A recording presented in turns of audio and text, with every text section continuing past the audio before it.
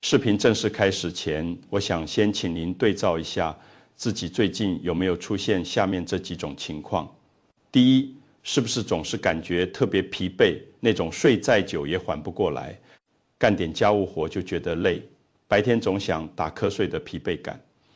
第二，记性是不是越来越差，经常丢三落四，走进一个房间，突然就忘了自己是来干嘛的，或者话到嘴边，却怎么也想不起来要说什么。第三，手脚会不会时不时的有那种发麻，像针扎一样的感觉。第四，走路的时候会不会感觉脚底下轻飘飘的，像踩在一大团棉花上一样，不太安稳。如果这几种情况有2种或者更多和您的感受非常相似，那么我强烈建议您一定要把今天的视频耐心看完，因为这很可能不是我们常说的人老了不中用了，而是您的身体，特别是您宝贵的大脑和神经系统正在因为缺乏一种至关重要的营养素维生素 B12 而向您发出紧急的求救信号。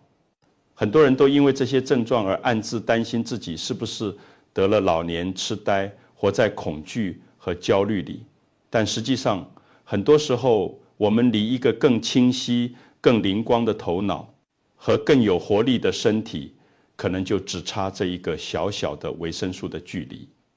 在今天的这支视频里，我会把这个隐形的健康杀手维生素 B12 缺乏症从头到尾清清楚楚地讲明白，维生素 B12 是什么，缺乏它的危险有哪些，我们为什么会缺它，以及最重要的，我们该怎么通过1日3餐的饮食把它补回来，让我们的大脑重新充满活力。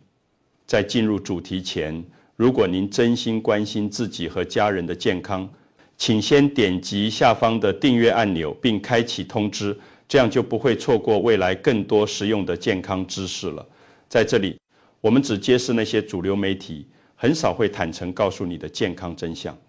如果喜欢我们分享的内容，请在评论区输入1，这是对我们持续创作最温暖的支持。若您也受类似疾病的困扰，请在留言区留言，我将尽力回复您的问题。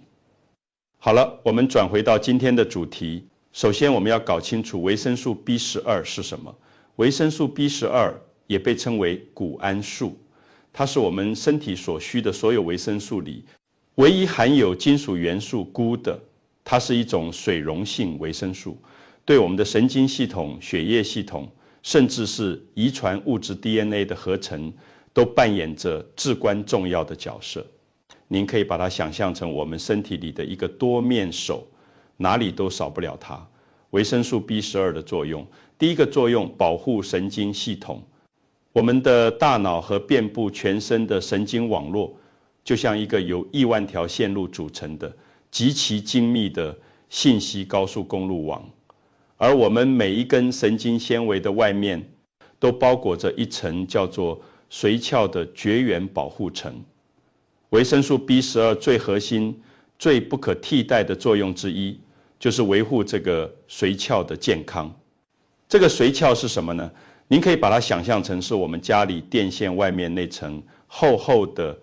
彩色的橡胶绝缘皮。这层皮如果完好无损，电流也就是我们的神经信号就能以每秒上百米的速度飞快准确的传输，我们的反应才会快，感觉才会敏锐。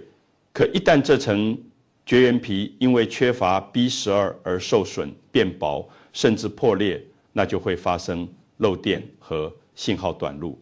后果非常严重，会出现以下几种情况：一、手脚发麻，反应迟钝。最直接的感觉就是四肢末端，特别是手指尖和脚趾尖，像有无数小蚂蚁在爬，有那种挥之不去的针刺感、麻木感。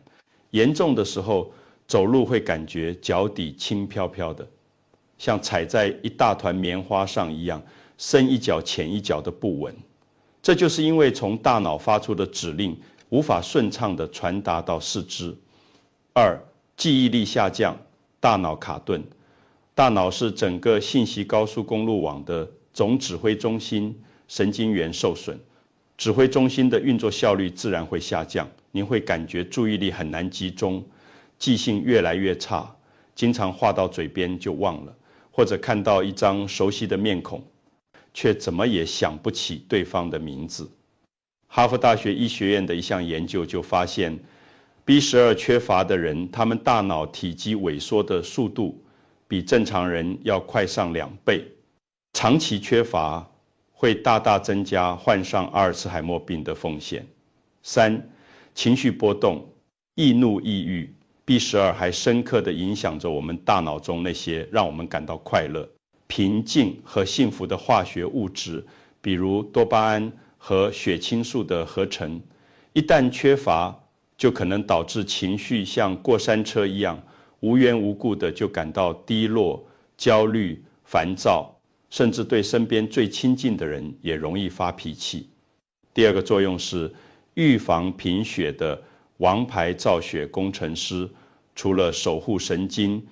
维生素 B12 还是我们身体造血工厂骨髓里的一位王牌工程师。他负责指挥和促进红细胞的最终成熟和分裂。如果缺少了 B12 这位工程师，我们骨髓制造出来的红细胞就会变成一种又大又笨又不规则的次品。这种病症在医学上叫做巨幼细胞性贫血。这种贫血的典型症状就是脸色苍白、唇色发白、头晕、浑身乏力。因为这些不健康的次品红细胞就像一些破旧的装载量很小的货车，输送氧气的能力大大下降，导致我们全身的组织和器官都处在一种缺氧状态。心脏为了泵出更多的血液来弥补这个缺口，负担就会急剧加重。所以我们稍微一活动，比如走几步路、上个楼梯，就容易心悸、气短、喘不上气。缺乏维生素 B12 的健康风险。B12 缺乏的初期，身体的症状通常是模糊不清的，很容易被我们当成是普通的亚健康状态。您可以对照一下自己是否已经收到了这些温柔的提醒。1. 无法解释的持续性的疲倦，这第一个信号也是最常见的信号，就是总感觉累。它不是您忙了一天之后的那种正常的疲乏，而是一种即使您睡足了8个小时，第二天醒来依然感觉像没睡一样，浑身没劲，做什么事都提不起精神的深度疲劳。这种疲劳感往往是 B12 缺乏导致红细胞功能下降、身体组织供氧不足的最初表现。2. 轻微的记忆力下降和反应迟钝。您会发现自己的脑子好像变得不灵光了，比如您刚把老花镜放在桌上，一转头就想不起来放哪儿了，或者和家人聊天，一句话说到一半，突然就忘了自己想说什么，大脑一片空白。这种大脑突然断片的情况，可能就是 B12 不足影响到神经元功能的早期表现。3. 口腔和嘴唇的变化。B12 对我们全身黏膜的修复能力至关重要。当它不足时，我们的口腔就会率先提出抗议。比如，您可能会发现嘴唇的颜色不再红润，反而有些苍白，或者嘴巴里特别容易破，口腔溃疡反反复复总是不好。指甲变得没有光泽，颜色泛白，甚至上面出现了一些不正常的竖纹或者白斑，质地也变得很脆，一碰就裂。这也可能是因为 B12 不足导致血红素合成受影响的表现。这些早期的信号看似都无伤大雅，但它们就像是汽车仪表盘上偶尔闪烁的警示灯。如果您不理会它，继续往前开，那问题就可能会发展到更严重的阶段，让身体拉响更刺耳的警报。如果早期的信号没有被重视， B12 的缺乏会持续加重，最终对我们的身体造成更深刻甚至是不可逆的损伤。这里我总结了最核心的4大危害。第一大危害，对神经系统的严重损伤，从反应慢到走不稳，这是 B12 缺乏最典型也是最危险的危害。就像我们前面说的， B12 是包裹在神经外面的那层绝缘皮，当这层皮严重受损时，我们的神经系统就会大乱套，从手脚发麻到采棉花感，症状会从早期的轻微刺痛感发展成持续性的顽固的四肢麻木，甚至不受控制的颤抖。很多长辈会感觉走路的时候脚底下轻飘飘的，没有跟像踩在一大团厚厚的棉花上一样，深一脚浅一脚的走路摇摇晃晃，非常容易摔倒。这就是因为神经受损，影响了我们的平衡感和肢体感知能力，从健忘到认知退化，记忆力会进一步衰退，注意力也难以集中。这种情况如果持续下去，会加速我们大脑的认知功能退化，甚至大大增加罹患阿尔茨海默病、老年痴呆的风险。2021年阿尔茨海默病与痴呆症期刊上的一项研究就发现， B12 水平较低的老年人，他们认知能力下降的风险，比 B12 正常的人要高出整整4倍，从心情不好到抑郁焦虑。B12 参与了我们大脑中血清素、多巴胺这些快乐激素的合成。当 B12 严重缺乏时，人就容易陷入一种莫名的焦虑、抑郁之中，情绪波动非常大，甚至会变得暴躁易怒。第二大危害，引发特殊性贫血，从疲倦到心慌气短。我们前面提到 B12 是造血工程师，当它严重缺乏时，就会导致巨幼细胞性贫血。这种贫血会让我们的身体陷入全面的能源危机，脸色苍白、疲倦嗜睡，因为血液输送氧气的能力大大下降，导致我们整天都无精打采，干点活就累得不行，头晕、心悸、气短。因为全身组织缺氧，我们的心脏就必须更卖力的工作，来泵出更多的血液，这就大大加重了心脏的负担。所以稍微走几步路或者上个楼梯，就会感觉心跳加速、心慌、喘不上气。第三大危害，心血管疾病风险急剧增加。B12 还有一个非常重要的功能，就是帮助我们的身体代谢一种叫做同型半胱氨酸 HC 的物质。您可以把这个同型半胱氨酸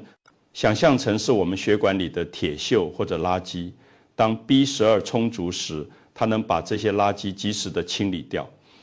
但如果 B12 不足，这些垃圾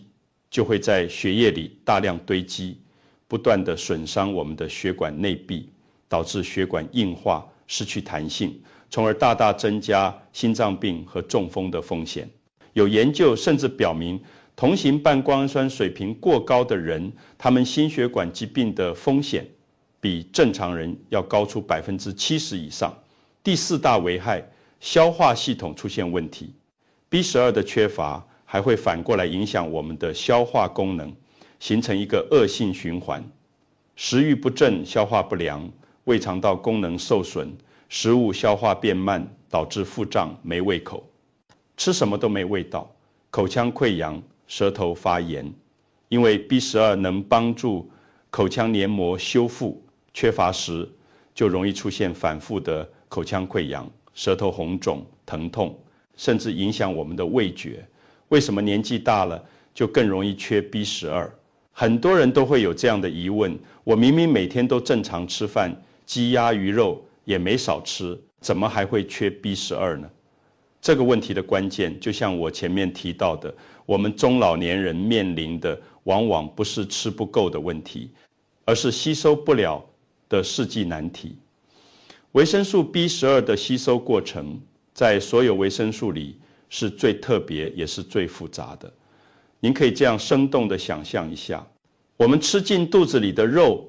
蛋、鱼里的 B12， 就像是锁在一个个极其坚固的蛋白质宝箱里，要取出里面的宝贝，我们需要2把天造地设的钥匙。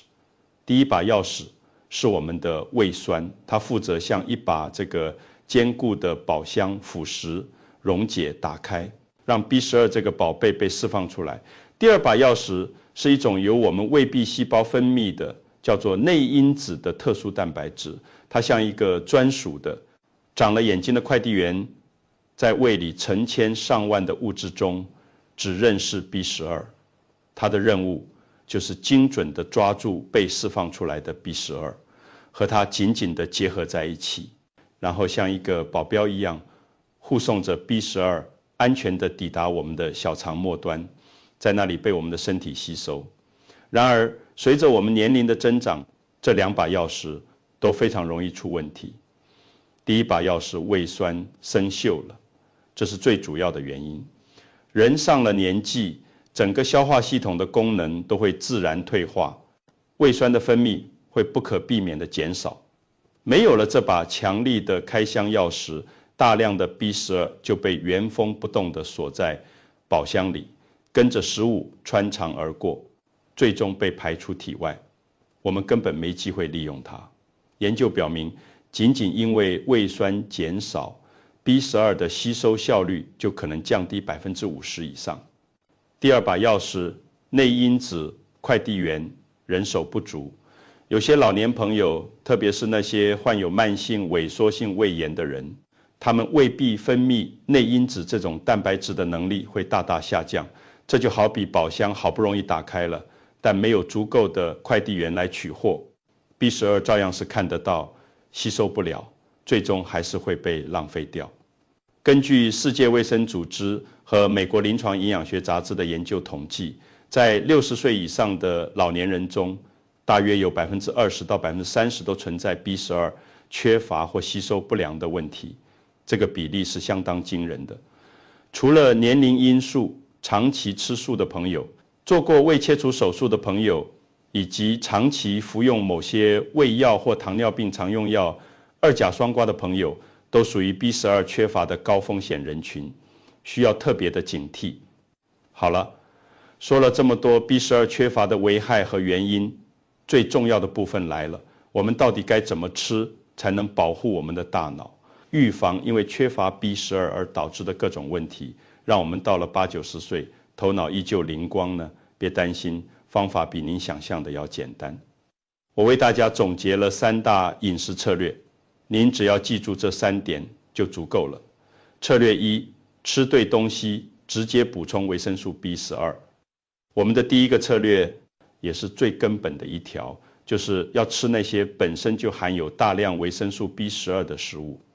这里您要记住一个最重要的原则，维生素 B12 基本上只存在于肉、蛋、奶这些动物性的食物里，我们平时吃的蔬菜水果里是几乎没有的。所以朋友们千万不能因为怕三高就一点荤腥不沾，关键是要吃得对，吃得巧。那么哪些食物是补充 B12 的高手呢？第一名也是最高效的是动物肝脏，比如猪肝、鸡肝，它的 B12 含量非常非常高，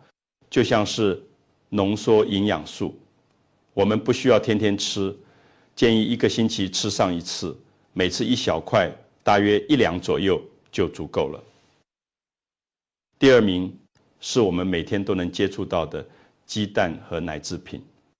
这2样东西非常方便，是日常补充 B12 的好帮手。这里要特别强调，鸡蛋的 B12 宝库主要藏在蛋黄里，所以千万不要再只吃蛋白不吃蛋黄了，每天1个完整的水煮蛋或蒸蛋就是非常好的习惯。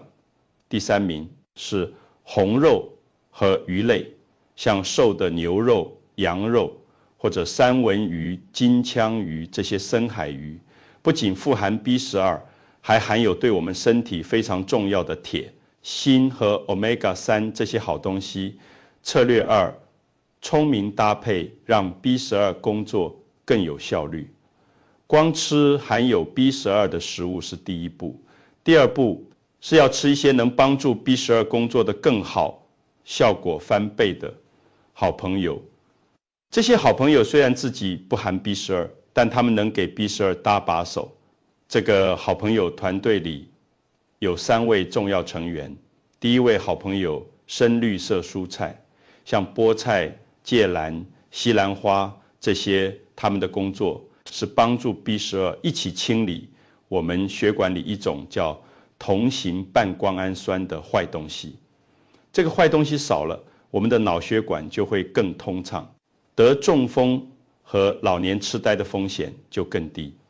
第二位好朋友黄豆制品，像豆腐、豆浆这些，它们富含一种叫卵磷脂的营养。这个营养是帮助我们大脑细胞之间互相沟通、传递信息的重要材料。大脑细胞沟通顺畅了，我们的记忆力自然就好了。第3位好朋友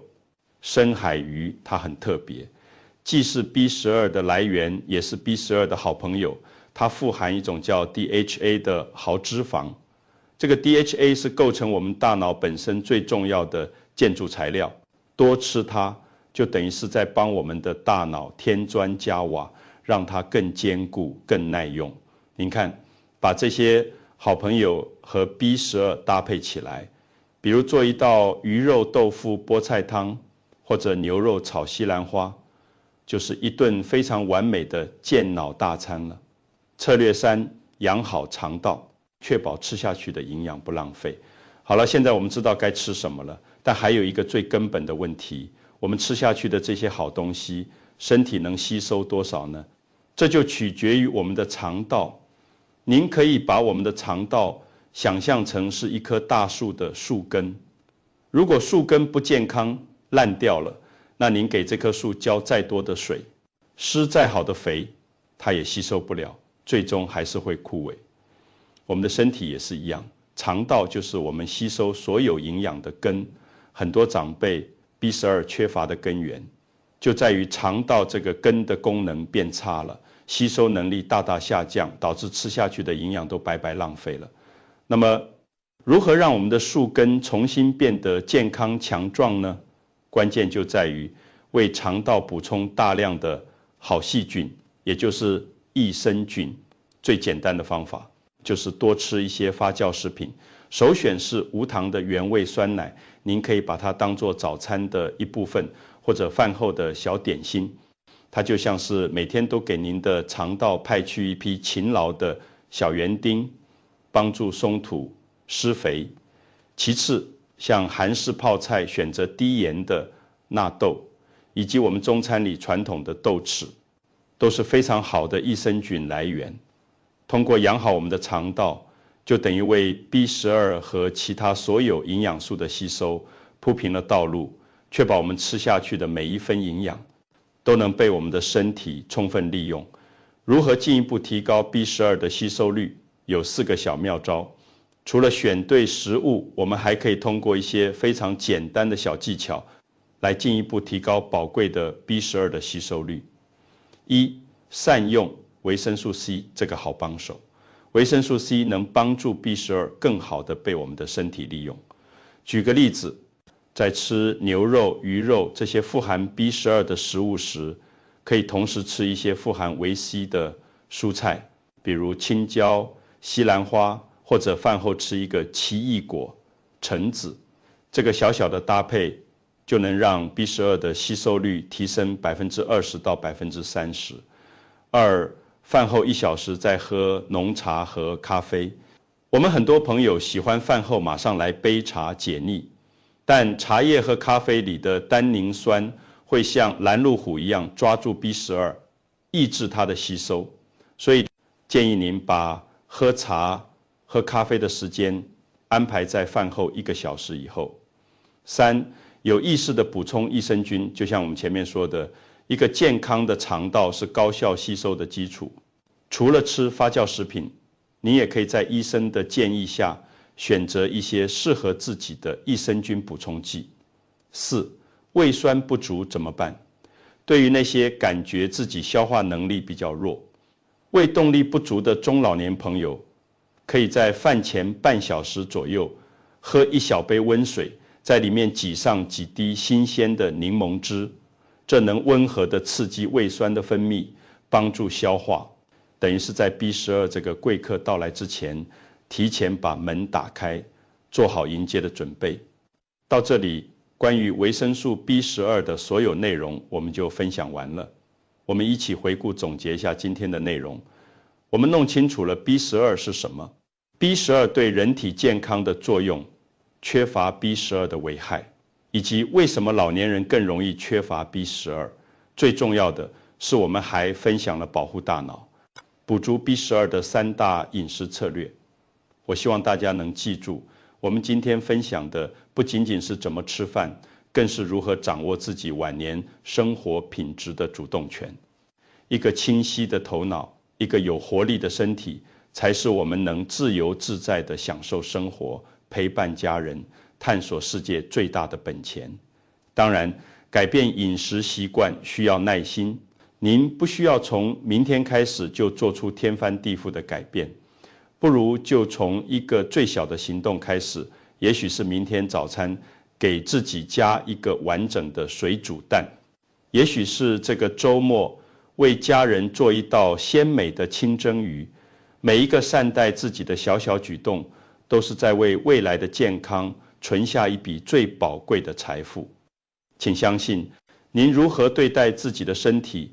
身体就一定会用最好的状态来回报您。如果您觉得本期影片对您有帮助，请点赞支持，也请分享给有需要的长辈们。如果您想继续获得更多科学、合理、实用的健康建议，请您一定订阅本频道。也欢迎您在留言区与我们分享您的尝试和改变。您的每一个分享都可能点亮另一位朋友的希望。我们下个视频见。